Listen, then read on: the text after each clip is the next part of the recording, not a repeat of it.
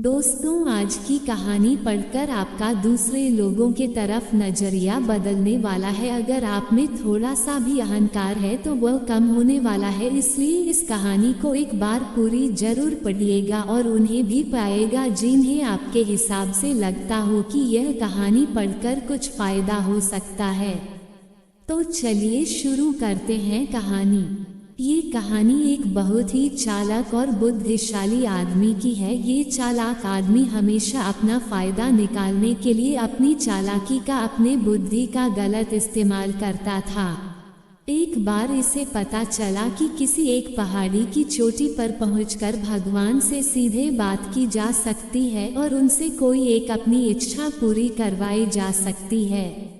वो आदमी किसी तरह उस पहाड़ी की तलाश करके उसकी चोटी पर चढ़ने में कामयाब हो गया और उस चोटी पर जाकर वह चिल्ला चिल्ला कर भगवान को बुलाने लगा। भगवान ने उससे वहां आने का कारण पूछा तो पहले यह आदमी अपनी चालाकी का प्रदर्शन करने लगा।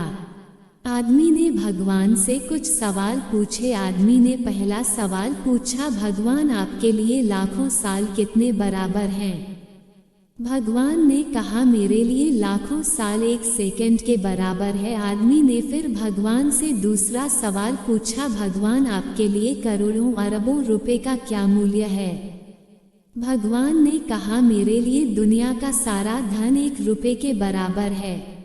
अब आदमी को लगा कि उसने भगवान को अपनी बातों में फंसा लिया है, इसलिए उसने अब अपनी इच्छा बताई, भगवान मैं आपसे 1 रुपया मांगता हूँ। इतना कहने के बाद आदमी मन ही मन मुस्कुरा रहा था कि अब वह दुनिया का सारा धन पा लेगा। भगवान ने कहा, मैं तुम्हें 1 रुपया देने के लिए तैयार हूँ, इसके लिए तुम्हें बस मेरी एक शर्त माननी होगी। आदमी ने कहा, वह कोई भी शर्त मानने के लिए तैयार है। भगवान ने आदमी से कहा, तुम्हें सिर्फ 1 सेकंड इंतजार करना होगा।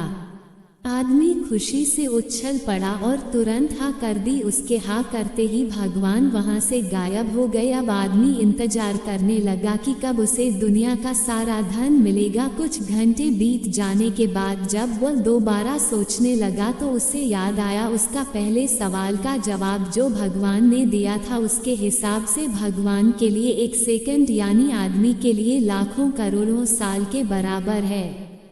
यानी कि भगवान उसे दुनिया की सारी दौलत देंगे लेकिन लाखों करोड़ों साल इंतजार करने के बाद।